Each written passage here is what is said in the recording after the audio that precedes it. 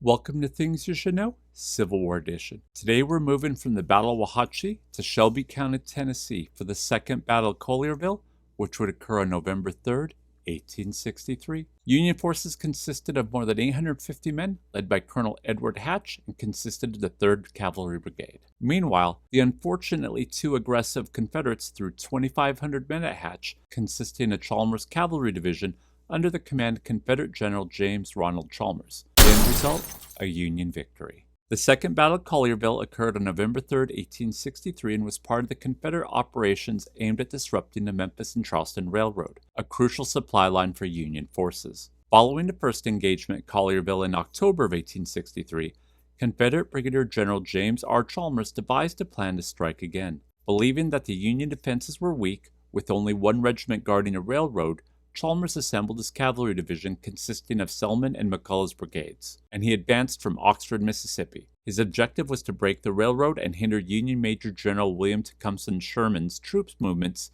from Vicksburg to Chattanooga. On October 26, Chalmers received orders from General Johnston to harass Sherman's rear and disrupt the railroad. After overcoming logistical delay due to high waters and ammunition shortages, Chalmers mobilized his forces on November 1st. He concentrated his troops near Pigeon Roost and Coldwater, threatening both Germantown and Collierville. By November 2nd, Chalmers' scouts reported minimal Union forces at Collierville, prompting him to plan a direct assault. At dawn on November 3rd, Chalmers' forces crossed the Coldwater River, cutting off Union pickets, and advanced towards Collierville from the south. However, Union Colonel Edward Hatch, stationed in Germantown, had been forewarned of Chalmers' movements. Hatch swiftly gathered reinforcements and rode to Collierville, bolstering its defenses with cavalry and additional artillery. Chalmers, underestimating the Union strength, ordered an aggressive assault.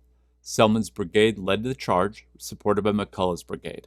They encountered fierce resistance from a well-entrenched Union forces, including the 7th Illinois Cavalry and the 2nd Iowa Cavalry, along with artillery units strategically positioned behind railroad embankments. The Union troops unleashed devastating volleys, repelling the Confederate assault decisively. Realizing the Union forces were more formidable than anticipated, Chalmers aborted the attack and orchestrated withdrawal back to Mississippi. The Union forces did not pursue the retreating Confederates. This engagement ensured continued Union control over the Memphis and Charleston Railroad and facilitated the troop movement to Tuscumbia, Alabama. Union casualties were a moderate 60 total killed, wounded, or missing, while the Confederates suffered 95 casualties, including 6 dead and 89 wounded or missing. The Second Battle of Collierville demonstrated the importance of accurate intelligence and swift reinforcement in Civil War battles, solidifying Union dominance over a key transportation route in the Western Theater. Join us again next time for Things You Should Know, American Civil War Edition.